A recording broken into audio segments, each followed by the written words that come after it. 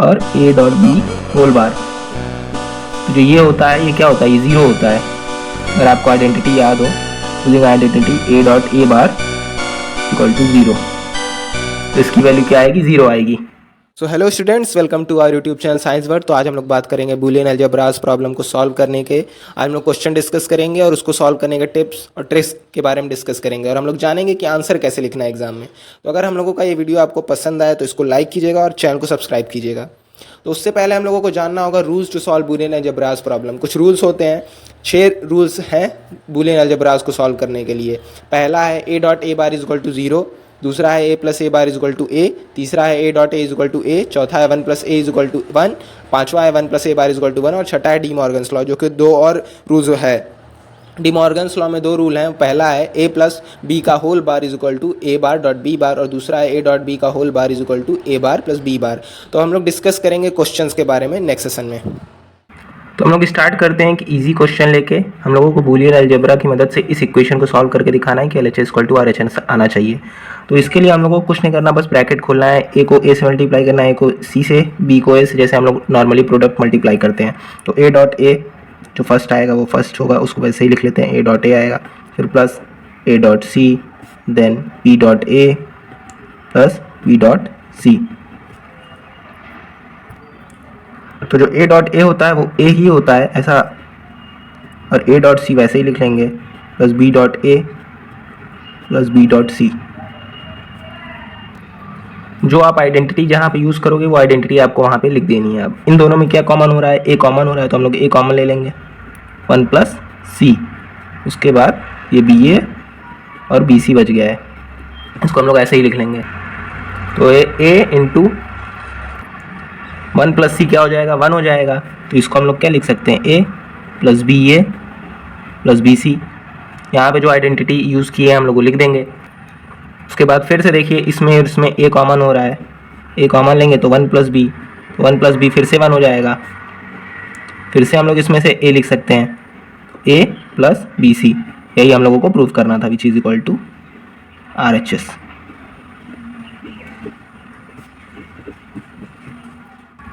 तो हम लोगों का दूसरा क्वेश्चन कुछ इस तरीके से है, ए बी का bar plus A B plus B bar का होल बार। तो इसको हम लोग क्या कर सकते हैं, जैसा कि आप देख सकते हैं इसमें ए बार आपको कॉमन दिख रहा होगा, तो इसको ले लीजिए कॉमन, तो बचेगा बी बार प्लस 1, और बी बार प्लस 1 क्या हो जाएगा, ऑफ कोर्स 1 हो जाएगा, प्लस बी बार।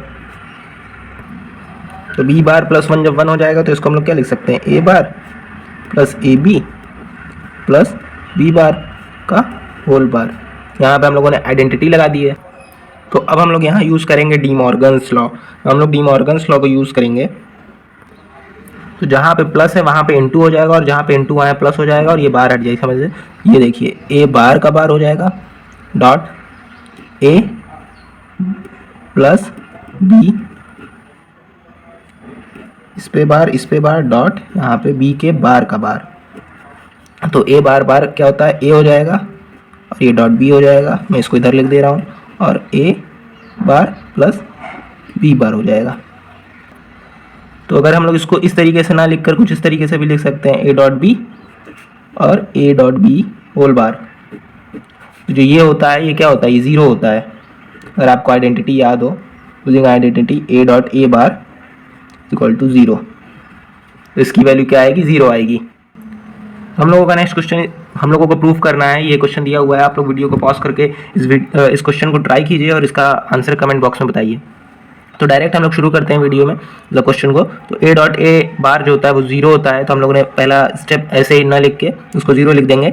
फिर ए डॉट सी, उसके बाद A dot B dot A bar, then plus B dot C, उसके बाद बी प्लस सी। हम लोगों ने आर एच एस लिया हुआ है, सॉल्व कर रहे हैं उसको। अब आगे फिर से सॉल्व करना पड़ेगा, A dot B dot C plus A dot C plus B dot A bar plus B dot C dot A bar, then plus B dot C plus B dot C.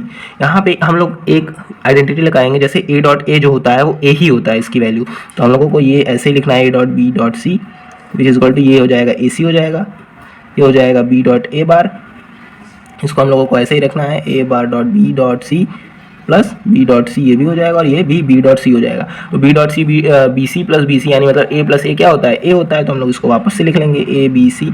Identity आपको वापस बगल में लिख लेनी है, कौन सी identity आपने use की है। यहाँ पे हम लोग बी सी लिख लेंगे। अब देखिए इन दोनों में बी सी कॉमन हो रहा है, तो A dot A plus C B dot A bar. तो हम लोग इसमें बी सी कॉमन लेंगे तो 1 प्लस ए बार आएगा, और 1 प्लस ए बार क्या होगा, 1 हो जाएगा। तो हम लोग इसको ऐसे डायरेक्ट लिख सकते हैं बी सी। अब इन दोनों में देखिए ए सी कॉन्स्टेंट कॉमन हो रहा है, तो 1 प्लस बी क्या हो जाएगा, 1 हो जाएगा। तो हम लोग क्या लिख सकते हैं, ए सी इसको लिख सकते हैं प्लस बी डॉट ए बार। यहाँ पे हम लोगों ने RHS को सॉल्व किया है। अब हम लोग LHS को सॉल्व करके थोड़ा सा देख लेते हैं क्या यही आ रहा है कि नहीं। तो हम लोगों को ए प्लस बी इंटू ए बार प्लस सी को खोलना है। तो ए डॉट ए जो होता है तो 0 हो जाएगा, तो ए डॉट सी हो जाएगा, फिर B dot A bar plus जब बी डॉट सी से मल्टीप्लाई होगा, मीन्स हम लोगों का LHS जो है वो RHS के बराबर आ रहा है, और यही हम लोगों को प्रूव करना था।